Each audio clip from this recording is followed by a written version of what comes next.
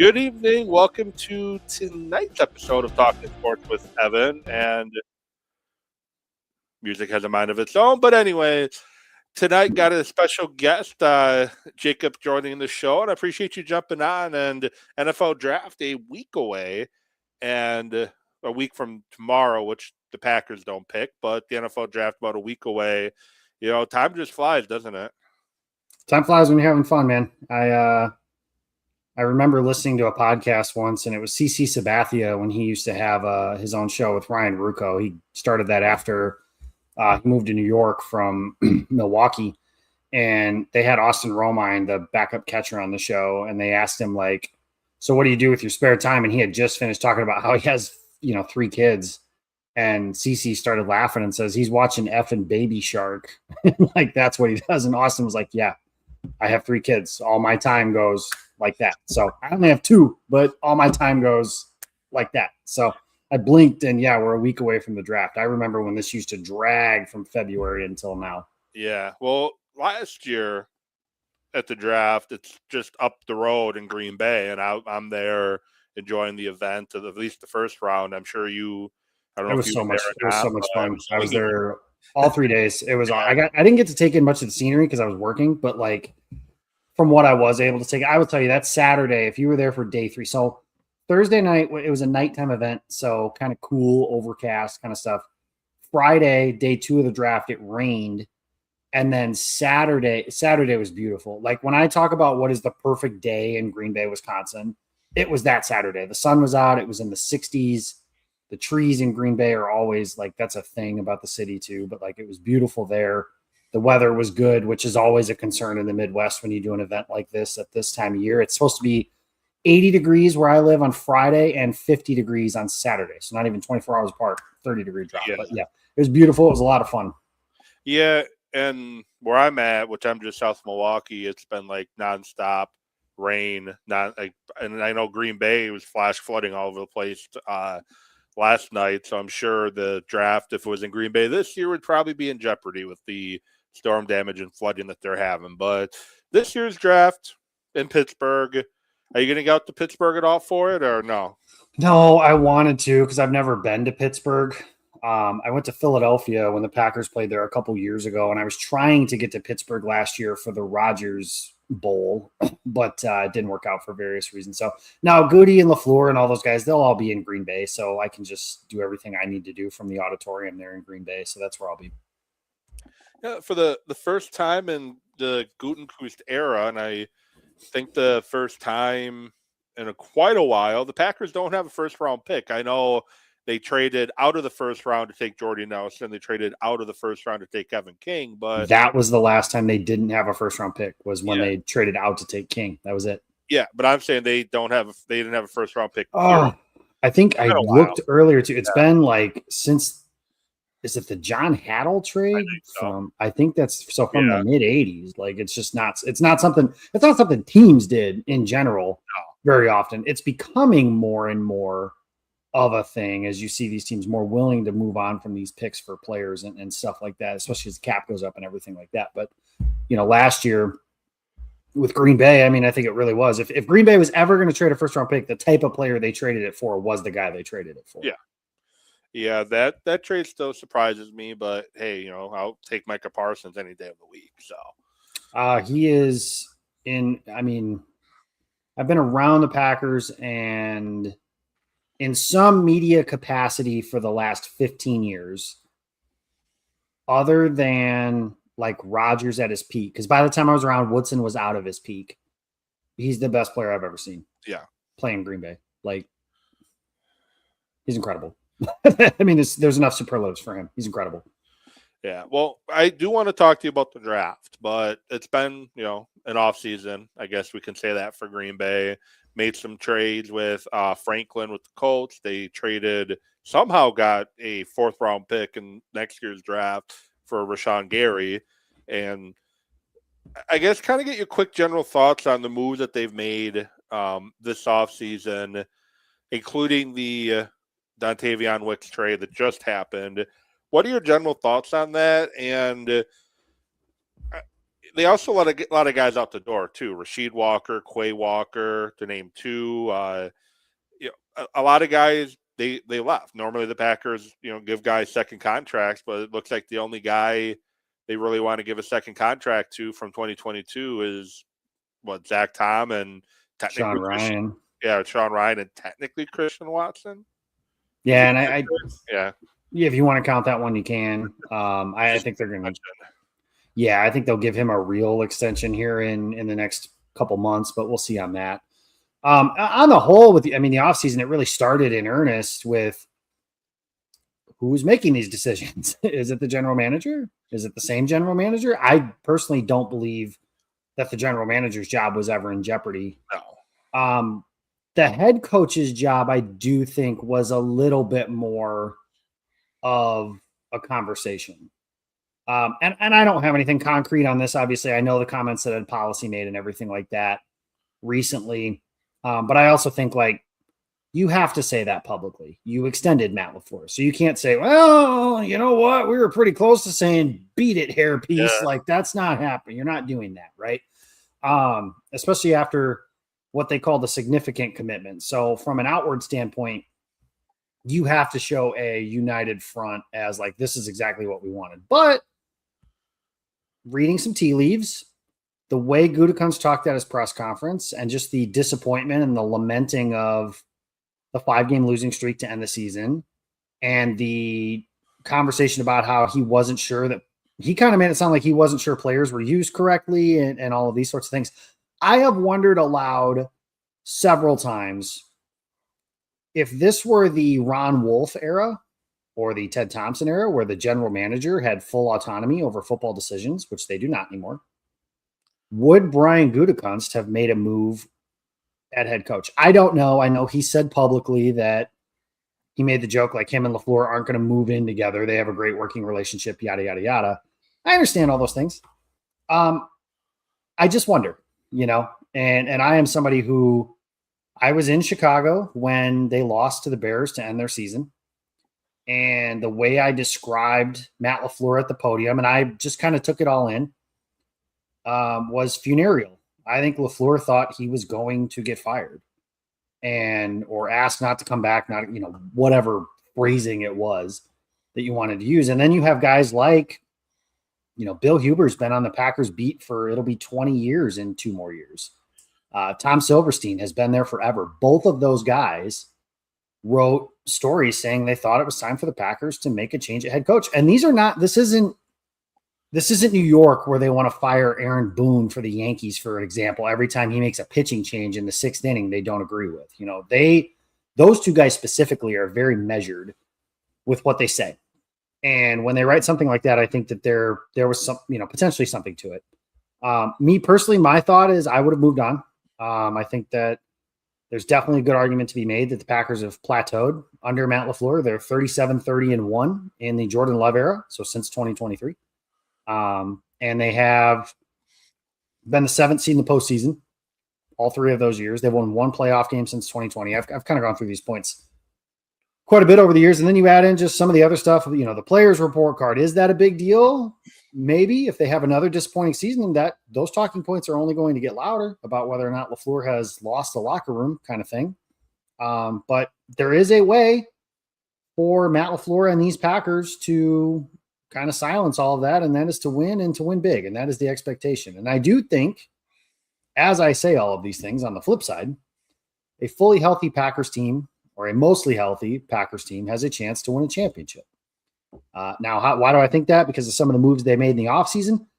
Zaire Franklin, to me, versus Quay Walker is almost a wash. Not especially by the way Walker was playing at the end of the year. It's somebody the Packers have clearly targeted. They clearly like Franklin. So that's somebody who kind of helps solidify that linebacking core. Romeo, the other guys you talked about walking out the door, a little surprising just because typically, the Packers, it's draft, develop, extend. But most of those guys you mentioned, like Rasheed Walker, not really shedding any tears about him not being back next year. We'll see how Jordan Morgan does here as his replacement. He's a first-round pick. Never played there before. It's a big year for him. You got Romeo Doubs walking out the door. It was kind of funny reading both sides of the coin, and I'll finish up with the Wick stuff here in a minute, but the people who want all year are begging for Matthew Golden. Give him more opportunities. Put him on the field. Got to have him on the field. But don't let Romeo Doubs go. Those two things don't work in unison. Like, you have to clear away because if Doubs is back, like, Green Bay's starting receivers next year are Reed, Watson, and Doubs. So Matthew Golden's a rotational player again if they bring back, just for example, right? So with those guys, Sean Ryan coming back, they're at least, I hope, that the Packers, the phrase I'm using is set it and forget it. Put your starting 5 offensive line and these guys work together. Cross-train is necessary. I understand they have to do that. But give Jordan Morgan every rep at left tackle. Don't move him around. And those 5, they play together and let them gel. Because one of the biggest issues Green Bay had early in the year last year was the amount of musical chairs they had to play by necessity, injuries on the offensive line. So I hope that's something they keep together. Culminating all these moves, finishing up at the end here with Dontavion Wicks being traded to the Eagles. And what I think that does is, prior to Friday's trade of Wicks to the Eagles, the Packers had 4 receivers playing on an expiring contract this year. Christian Watson, Jaden Reed, Dontavion Wicks, and Sky Moore. And I know Sky Moore is just a return specialist, but it's still a reality. What I believe the Packers are doing is trading in a 1-year contract, and hopefully they are hoping to find a 4-year rookie contract. And I think that could be, and we'll talk more about this as we go on, but that could be in play as soon as pick 52. I think they could take a receiver in the second round on Friday and not bat an eye about it. They may not. I don't know that I would feel that way, but that's just me. But I think that's what they're doing with the Wicks move. And also, again, reading some tea leaves, Matt LaFleur mentioned at the annual meeting when he spoke to the media that there were guys that were upset, unhappy, whatever word he used, with their roles. Okay, well, whenever anybody is upset with their role on a team, the first logical position group to look to is wide receiver, because it's always a receiver. Terrell Owens, Randy Moss, so on and so forth. And I'm not saying that any of these guys are that, but with Wicks, I don't even know if it was him, but it is easy to read that as a tea leaf. And if you're saying, if this guy's complaining, he's kind of a replacement level receiver, has a really good game here or there, like he did against Detroit last year on Thanksgiving. But otherwise, we're not talking about a superstar. They traded him for, a day 3 pick and then got an extra pick next year in the process, which, that's a bonus. That's a compensatory pick they don't have to worry about for next year. So they can spend in free agency should they so choose to do so next year and not have to worry about the compensatory formula. And now they can also, if they want to, because the other thing is, if they keep all those receivers, there's those 4 guys that I just mentioned, and there's Savion Williams and Matthew Golden, that's 6, and Bo Melton is 7. They were not keeping 8 receivers on the roster next year. So they basically couldn't draft a rookie if they wanted to without making a trade, cutting somebody they didn't really want to cut, those kinds of things. So I think that's kind of what they're doing. And I think they were also in the process of some of these guys you're talking about who aren't here anymore.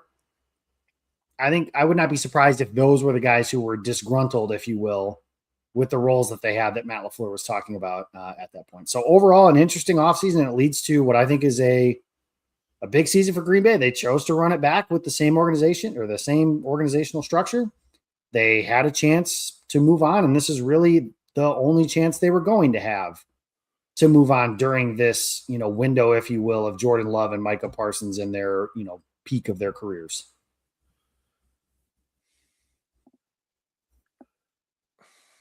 So I think you and I kind of the same page with LaFleur.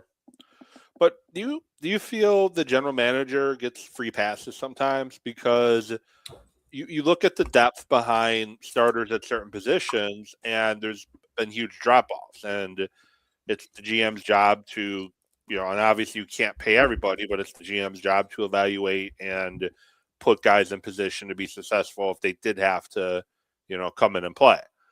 You also look at some of the draft picks that he has missed on since he's become general manager, but we never talk about, you never hear really mention much about Goody and his job security and his mistakes and his misses. It's all about Matt LaFleur's misses, Matt LaFleur's mistakes, Matt LaFleur's issues. It's never Goody. Do you think he gets kind of a free pass sometimes?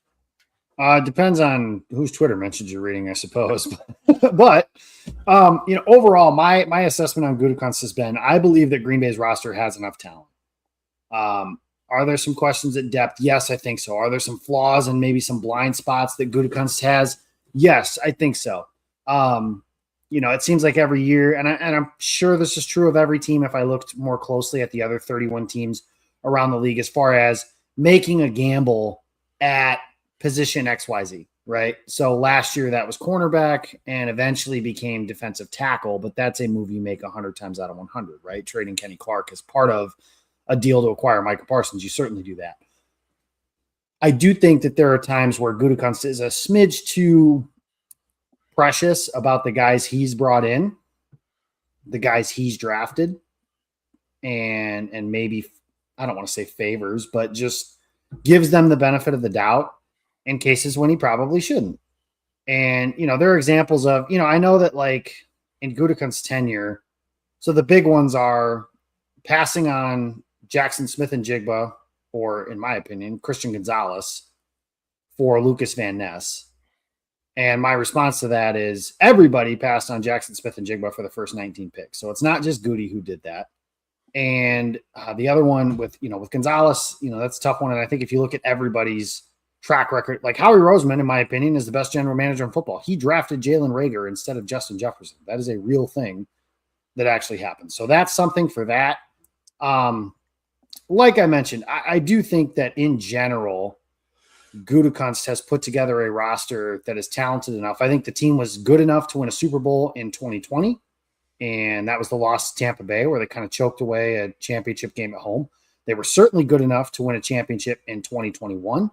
2022, they were trying to retool, rebuild kind of on the fly, and then, the rebuild under Jordan Love, it was one off season.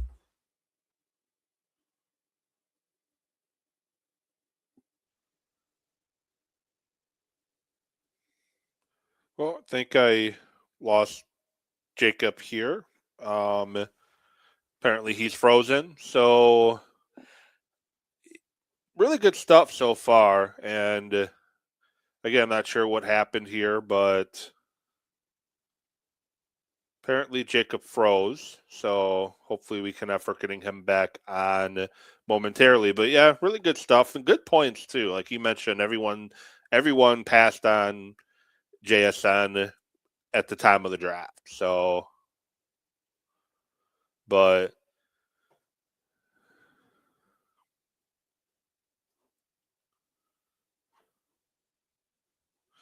yeah, but like you said, everyone passed on JSN. Christian Gonzalez, that's who I wanted instead of Lucas Van Ness. And,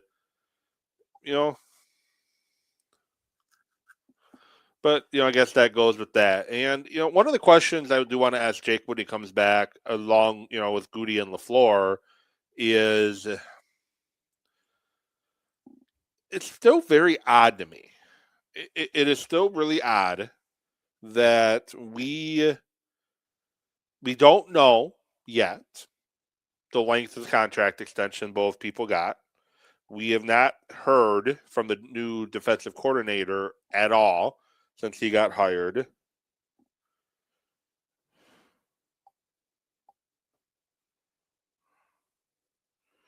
I was a little worried that I was going to have issues tonight with doing the show with the weather, but okay, got you back. Yeah, sorry about that, guys. I don't understand the deal with my internet, but as much money as Yes, I was the one worried about my connection issues with the weather that we've been having. Yeah, maybe that's part of it. I know they're doing gas lines and messing with stuff like that here a little bit. Yeah. But I was saying before you jump back on, one of the things I was going to ask you about is how odd is it that we don't know the length of the extensions that Goody and LaFleur signed?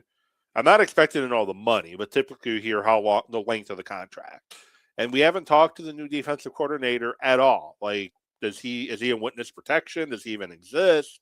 Is he just a figment of our imagination? And none of the new position coaches they hired, we still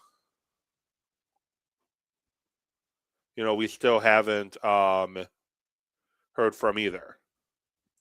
Yeah, I'm not sure what the thought is on not having them talk.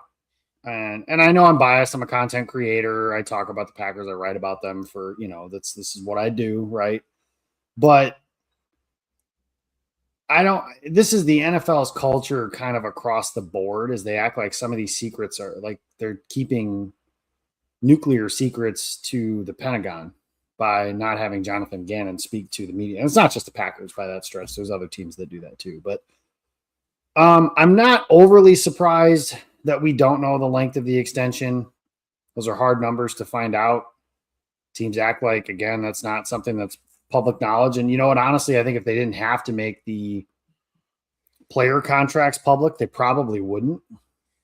But I do. So policy said that it was a quote unquote significant commitment that they made to Matt LaFleur. So my estimation is he and Gutekunst each had 1 year remaining, and whatever commitment they gave them, they are tied together, because that is what smart organizations do. Is the general manager is often tied to the head coach. And then if, you decide you want to make a change, you can make them both together, or you can keep the guy and then you sign the general manager as you sign the head coach for, and kind of go from there. But it is a little strange on that front. I'm guessing it was a 3-year extension, and that's all I'm doing is guessing. I don't know. Nobody's told me anything, nothing like that.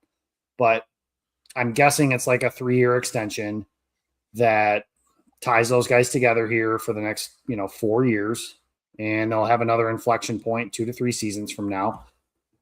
I can envision a scenario where there's like a complete disaster and they go 3-14 with, relative normal health, right? Like if Jordan Love plays 17 games and they only win 3, that's a problem. And somebody's getting fired if that happens. But I don't anticipate that being the case on that front. So putting all that together, it is interesting. It is odd. You were asking before I kind of got cut off there on Goody's job security and everything like that. And like I said, when we were talking about who might be asked to leave at the end of the year and everything like that, his job was one to me that was relatively open and shut case. I felt like he deserved an extension, and what I would have done would have been given him the opportunity to make the decision on the head coach. That is not what they did. Ed Policy has the control over that still. The structure introduced by Mark Murphy, when they hired Gutekunst, so 8 years ago. 7 or 9 years ago now, however long it's been. But whenever they put all 18, so 8, I'm bad at math. But when they put those guys together, that's the way that is. That's not the way I would have done it. But again, I remember for years, the structure was like this boogeyman, and everybody was like freaking out that like, could Mark Murphy meddle in personnel? And it's like, sure, I guess he could if he wanted to, but like, did we have any evidence that he was doing that? Like if Mark Murphy was ever going to meddle and saying like, you can't do that, it would have been when Brian Gutekunst picked Jordan Love, fresh off an NFC Championship appearance. He would have said, no, we're that close to a Super Bowl. Get him a receiver. Or get him. Well, not MVP, but fresh off improved play from Rodgers too. Right. So they were that close to winning the Super Bowl. He could have said, no, get a receiver, get a defensive lineman, get somebody that can help us win a championship right now. They never did that. Like I'm sure that there are conversations that Gutekunst has to have. Like, for example, I'm sure he has to let Ed Policy know, like, hey, I'm probably going to trade these 2 first-round picks and give $1 gazillion to Micah Parsons. You cool with that? Yes, cool. All right, move on. But I'm sure it's as simple as that. Like Bob Harlan, for example, has told the story, rest in peace, that Ted Thompson told him, we're going to take Aaron Rodgers. Like, are you all right with that? And Bob just said, it's your football team. Do what you want. But Ted still told him, so I guess, how does history change if Bob Harlan says, no, not doing that? Brett Favre's the most beloved player in the history of the Packers. No. How does history change like that? I don't know. I think putting this all together, the Packers are set up. This is a bit of a turning point, I think, kind of season, just to see, are they going to be, because after 2023, their arrow is pointing skyward, right? Jordan Love looks like the man. They're going to be Super Bowl contenders, all that stuff. 2024 doesn't go as planned. They're kind of teetering, but still young core, all that good stuff. Love was injured. You feel pretty good about this season. Then they get Parsons and everything feels like they're going to the moon, and the season ends with disappointment, to say the very least. This year is the year to be like, are they going to slowly decay into a top-heavy roster that is mostly average to slightly above average, and on the right year can do something? Or are they a bona fide championship contender who, like, let me ask you, Evan, Green Bay beats Chicago in that wild card round. What percentage chance do you give them to go into Seattle days later and win the game? Well, knowing what we found out about Seattle a few weeks after that, probably wouldn't be as high. But at that moment, I would give them probably a 50-50 shot. Okay, that's higher than the answer I was expecting. Seattle had their issues. Their offensive line was a struggle, wasn't that good.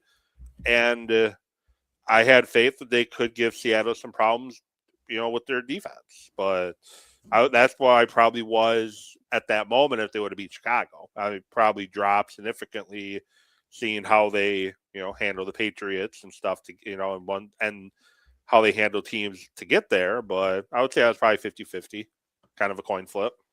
Okay, that's higher than the answer I was expecting you to give, so you ruined my answer for me. But I think the general thought was that the Packers were in a lot of trouble if they had to play Seattle or the Rams or one of those teams, right? So if they had to do that, you don't feel good about it. Can this be a team where it's like 2010, for example? That I know that team was only 10-6 in a wild card team, but there was not a single team that I watched the Packers have to match up against and be like, nope, they can't beat them. They can't do it. There was not that when they played Philadelphia, I was like, I feel good about that. Atlanta felt good about that. That was probably the game that I was the most quote unquote worried about during that playoff run. Chicago, only really a concern because I live in Illinois and that is not a world I want to live in. But Super Bowl, I can vividly remember having the conversation being like, I know that James Jones and Jordy Nelson are better than Pittsburgh's third and fourth corners. And when Pittsburgh had struggled over the years, it was when they played against like Brady's teams that could spread them out, and Green Bay could do that. That was a team I felt could beat anybody. Nobody's underdogs, as the head coach once said. This past year's team, when they had Parsons and everybody, maybe, but especially by that point, that's why I said this is the year where it's got to be like, no, they can absolutely. When's the last time you felt that way about a Packers team? If they can absolutely go in and beat everybody, 2021, 2020, probably about that, yeah. Yeah, I mean, that's a long time ago, and that's a quarterback ago, and that's a lot of stuff ago. You know what I mean? Like, that's the next step, and that's my opinion.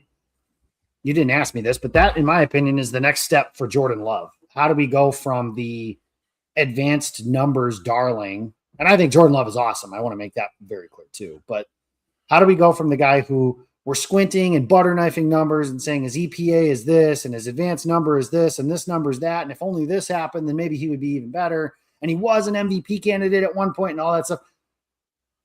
I know wins and losses is not a quarterback stat, but it is how quarterbacks are judged. And fair or not, that's the way that it works. And what I think Jordan Love needs to do is when everything else around him is not going well, can he elevate a team to get into effort mode? Like, we're just going to win anyways. The great ones can do that. Brady did it. Rodgers did it a bunch in Green. I know the reputation is Rodgers is a playoff choker, but Rodgers did it a bunch in Green Bay over the years. Josh Allen has done that. Lamar Jackson has done that. Patrick Mahomes obviously has done that. Can Jordan Love in a game against Carolina when nobody else is playing well just be like, nope, I'm going to do this. Jump on my back. I'm Superman. Let's roll. I don't need him to be Superman every game, because that is a formula that does not work well. If you ask your quarterback to do everything, chances are one man will crumble. That's just kind of how the nature of a team sport works. But that is the next progression for him, in my opinion, to go from really good to great, and great with a capital G, as Jim Harbaugh used to say. Well, I want to get your opinion on the draft. And you bottom of the screen, you're seeing the draft guide that you're a contributor to that is available now. Go to that link and you can get it now. But Packers, 52nd pick in the draft is their first selection. Corner could be a need. Defensive line, offensive line, wide receiver. Now maybe to improve some depth, and we'll get ready for potentially losing a couple guys. Mm-hmm. What are your thoughts on how they go with that 52nd pick?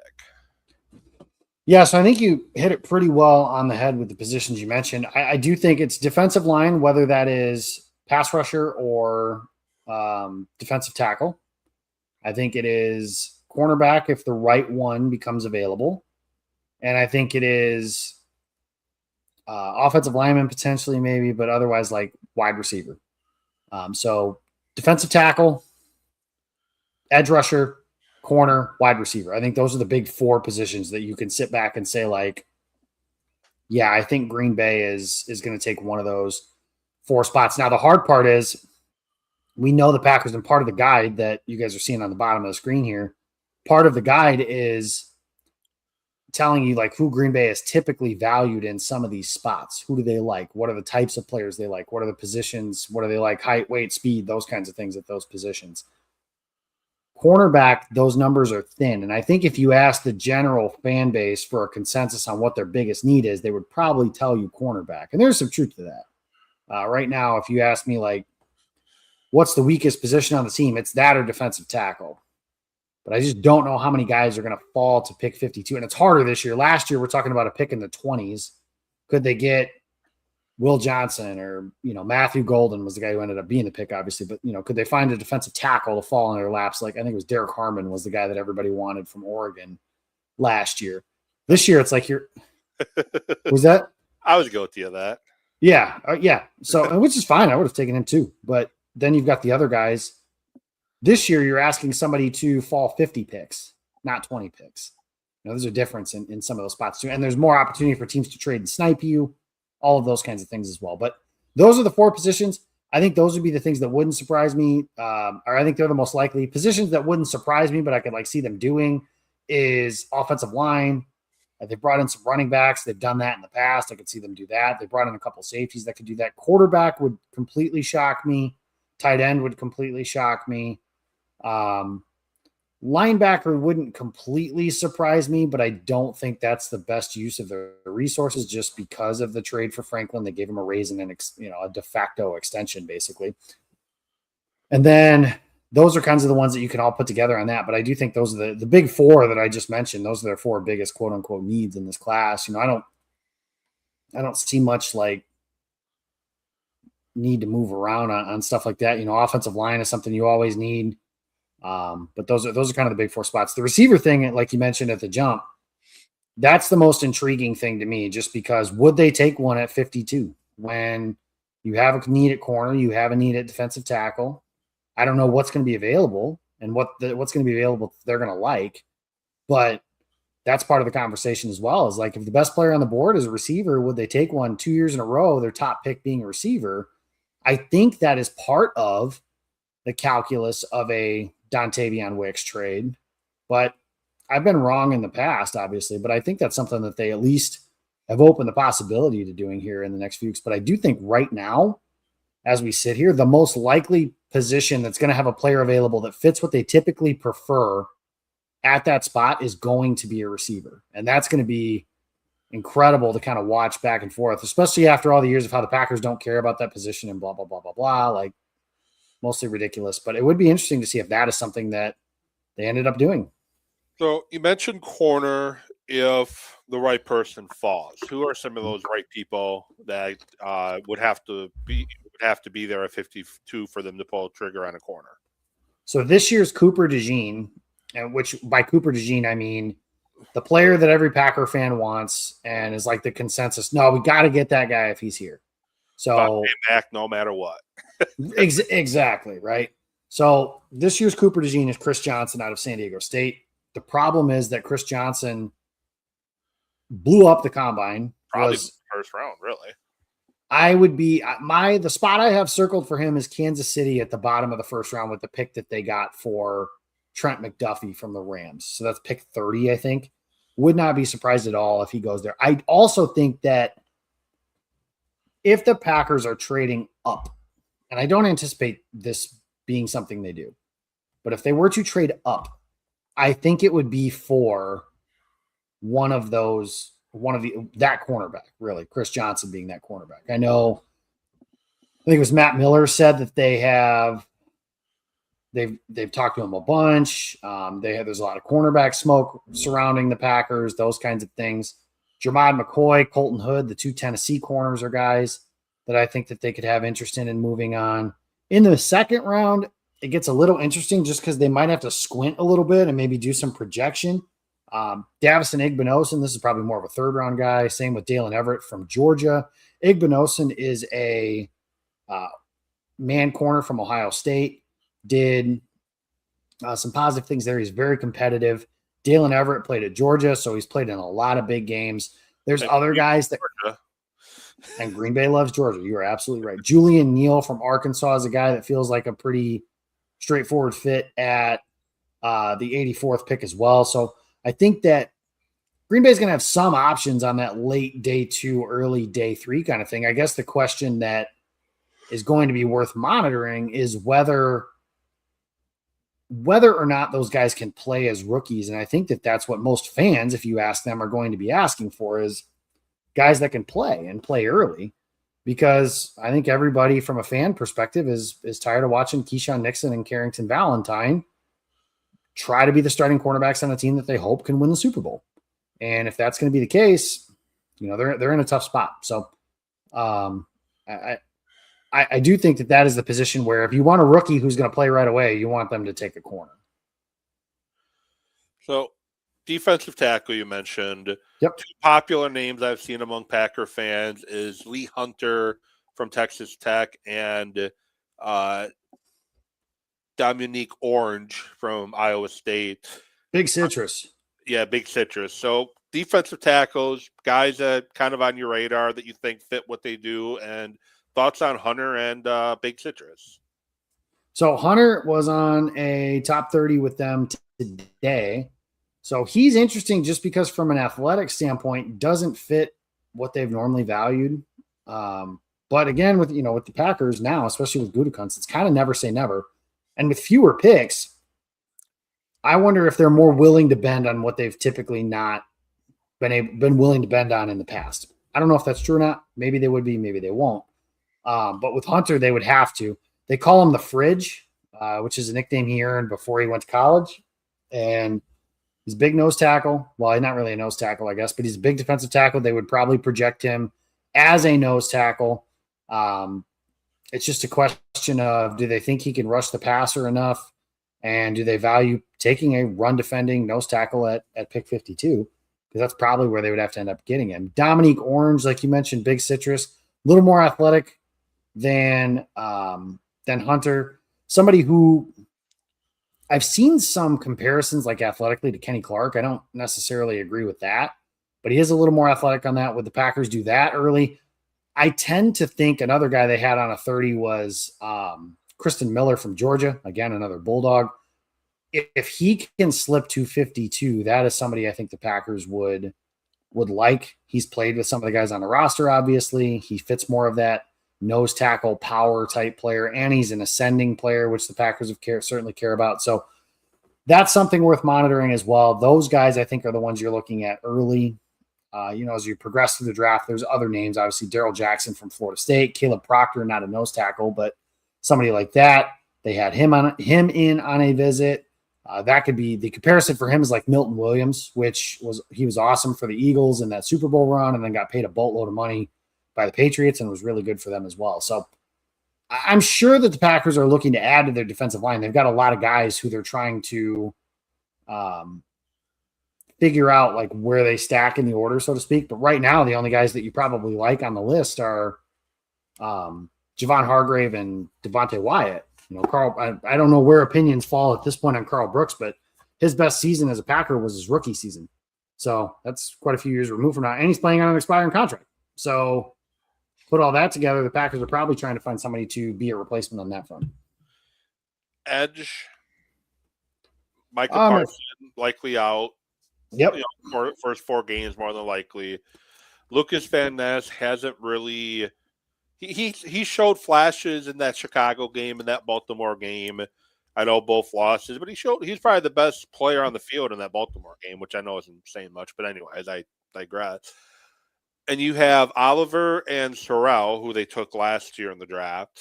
That edge room looks pretty thin on paper right now. Like, what are some guys edge-wise you think they might target to add some competition to that room? Because you lost Rashawn Gary and you lost Ngambare.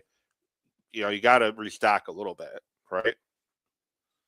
Yeah, and with Sorrell and Oliver, so they have longer contracts because they had just the 1 year that they've played. But they're also both more myth than player at this point in their careers. Are there plays that you can remember either one of them making last season? I'm not being, mean when I say that. It's just the reality. Sorrell was a healthy scratch throughout the year. Like there were times where he didn't even get a helmet on game day. Oliver was hurt, and then he was hurt again, and then he was hurt some more, and then he played one game, and then he was scratched for the playoff game. So I don't know much, if at all, about him at this point in his career. I do think that that's something in play at 52. Some names: Gabe Yakis from Illinois is a guy who comes to mind. Big, physical, solid run defender, able to rush the passer, though. Danny Dennis Sutton is the name from Penn State, who's starting to grow some fan base as we get closer to the draft here. Derek Moore out of Michigan is another guy who's kind of a high floor, productive college player. Actually kind of gave a run. There was a time there for a minute where we thought he was going to maybe chase down Aiden Hutchinson's single season sack record. That did not come to fruition, but I mean, still, that kind of tells you how productive he was as a senior in Ann Arbor. Those are some of the names that could be options for the Packers there, or for him specifically at 52. But I do think you're right. That is a position short-term without Parsons. They need some help, and long-term potentially, like Van Ness could be playing on an expiring deal. Like by this time next year, they're starting defensive ends, outside linebackers, edge rushers, whatever you want to call them, could be Parsons and Baron Sorrell.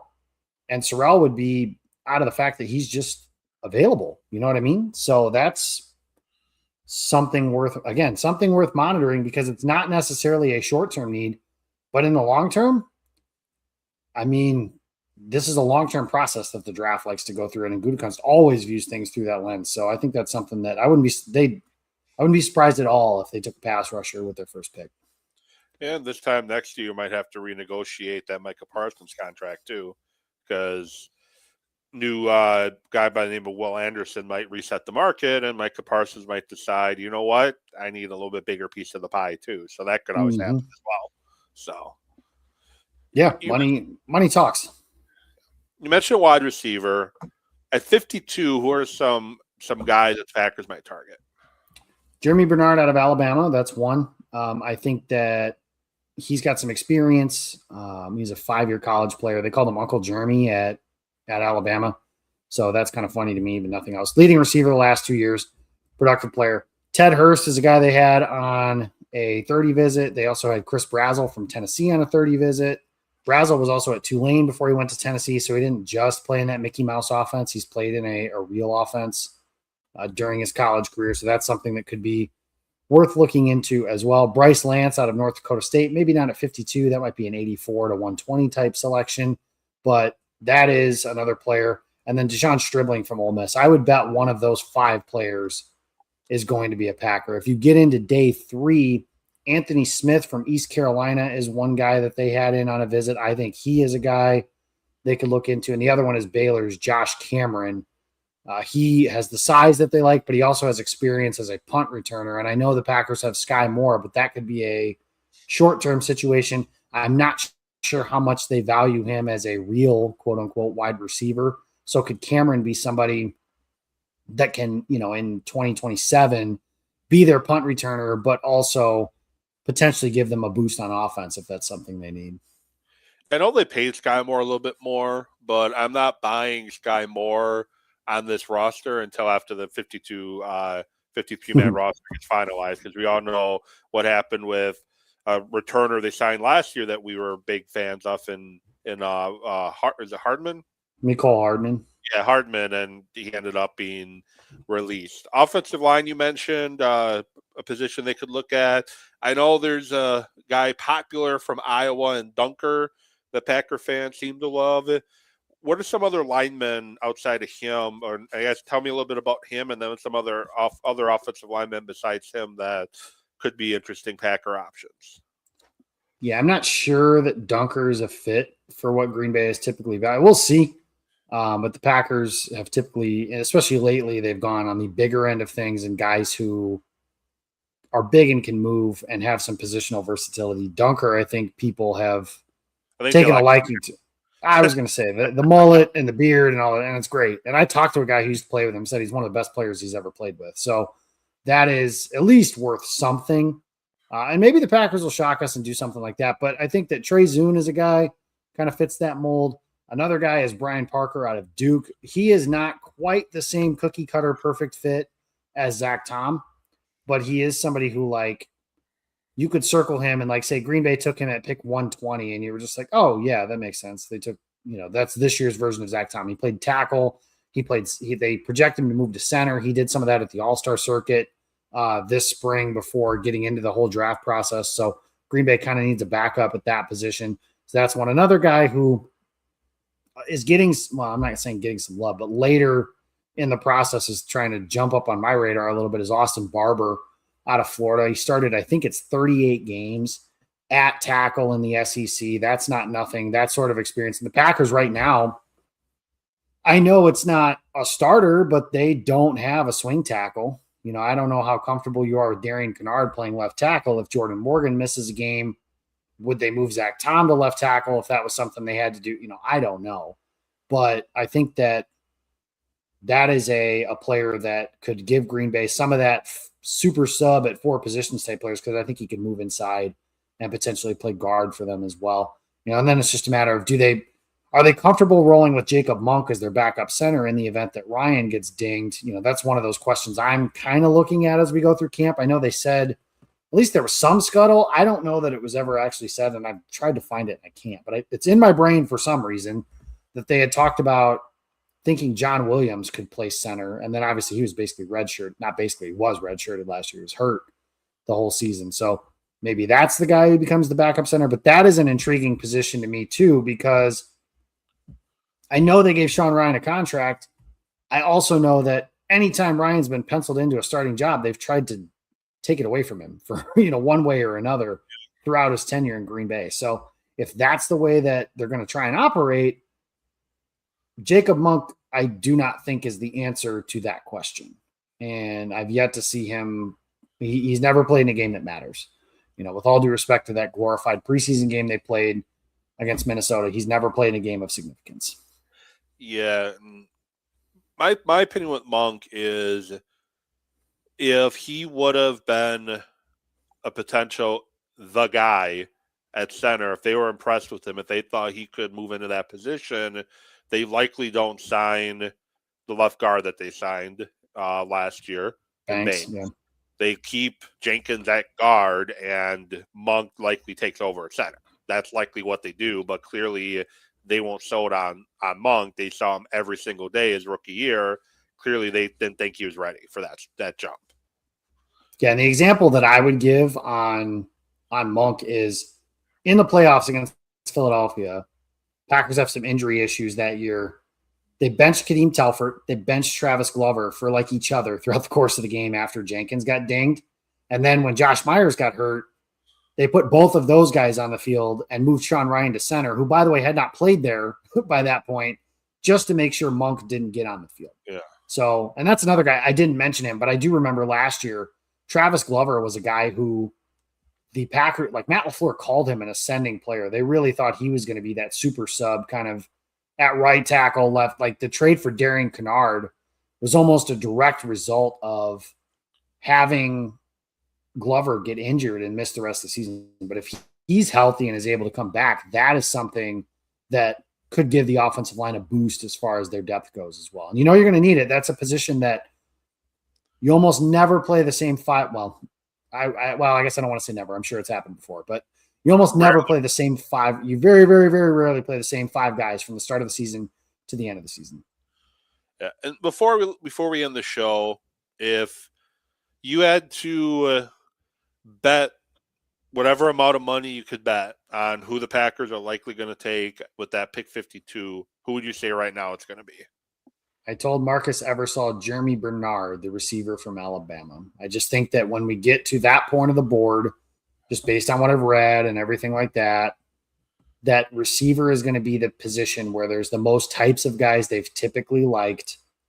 And the Packers, for better or for worse, almost always stick to their process and say, this is what we think is the best player available. Receiver's a long-term need and a short-term kind of need. This is a guy we like. We're taking him. So I really do. I do think that receiver is going to be right now a position that they take there. I reserve the right to change my mind based on whatever I find out between now and the start of Friday. Well, appreciate you jumping on. For those, for those watching, they can see you're part of Packers on SI and whatnot. For those that are listening to the podcast version that don't have to look at my face for the duration of the show, what are ways that they could come find your work? Yeah, you can follow me on Twitter X at Jacob Westendorf. That's pretty much where all of my work goes. Packers on SI. I do some stuff for the Miami Dolphins as well. That is a new venture. So if you want to read about Packers South, I actually do write some stuff about them as well. So but from the Packers, too, I see. I did, yeah. Jeff Halfley brought me down there. No, I wish that were the case, but no. So that's something. But for the Packers, that's probably why you guys are here. So Packers on SI. During the season, I write 4 to 5 stories a week. I'll write on game day. I'm on site on game day, so I think that adds a little extra something to what I'm able to provide as far as content goes. Do the Pack a Day podcast at least once a week with Jacob Morley. I fill in every now and again with whoever it is that shows up with that. And I'm on the radio locally enough. So between 9 to noon with Kuhn, I've been on with them a couple times at 12:50. I'm on with Marcus Eversole quite a bit. John Papadopoulos from, I think it's the Cross area is where his coverage area is, but I'm on a bunch. And I do some stuff with Sparky and everything like that as well. So if the Packers are involved, you can probably find me doing it. And every Tuesday and Thursday on the Packers Squad Show, I keep forgetting about that. So Brandon Snide, Peter Bukowski, Jason Hirschhorn, and myself, the former Packers tight ends coach, something like that, offensive coordinator. I think he did a bunch of stuff in Green Bay. He was able to do. I want to say he was a tight ends coach in Green Bay.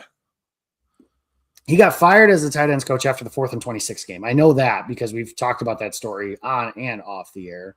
And then he was the offensive coordinator when Mike McCarthy got hired here in Green Bay as well. So, but anyways, yeah, those guys. So we have a show tomorrow, Thursday, if you guys are listening to the show later, and then we're doing some stuff for the draft and everything like that. So like I said, Google my name. You'll find, not to sound like Kurt Signetti, but Google my name. You'll find a bunch of Packer stuff and you'll find me somewhere.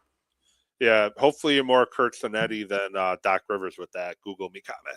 100% more. 100%. No, Doc Rivers is, I will say this. So my take on Doc Rivers and the Boston Celtics, my running joke with them is the 2008 Celtics are the greatest one championship dynasty in the history of the world because nobody has a higher opinion of themselves than that Celtics group, and they won all of one title. But if you listen to the way they talk and the way some people talk about them, you'd think they won 10 in a row.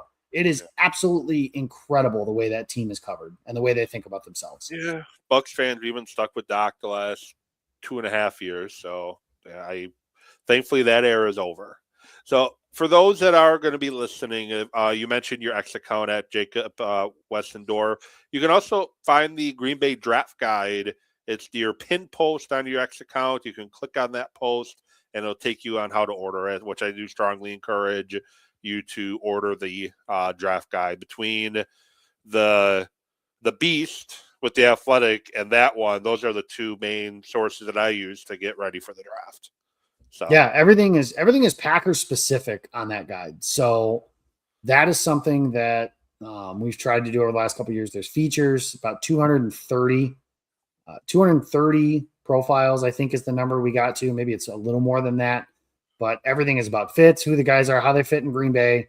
What do we think the Packers are going to do? Who are they going to take? There are guys that obviously they've drafted that we didn't think were high fits, but we're pretty, like, for example, Evan Williams is a guy who wasn't on a ton of people's radars. We had him as a tier 1 fit a couple years ago when the Packers took him. So those are just some examples. We're not perfect by any stretch of the imagination, but the one thing that I think we're most proud of between the three of us, myself, Jacob Morley, Ross Uglum, is that everything we do is completely original. And that's not to say other guides aren't, but everything we do that is our original thoughts and analysis as we put everything together to try and put together one of the best guides in the area. So grab them all. They're all worth reading. There's always something different that you could find to figure out. And the thing about the draft, I always say, is it's an art. It's not a science. What I see versus what Evan sees versus what you guys see could be 3 completely different things about a player. And that's kind of the beauty of this whole process. Well, I appreciate it. The podcast version will drop tomorrow, 8 a.m.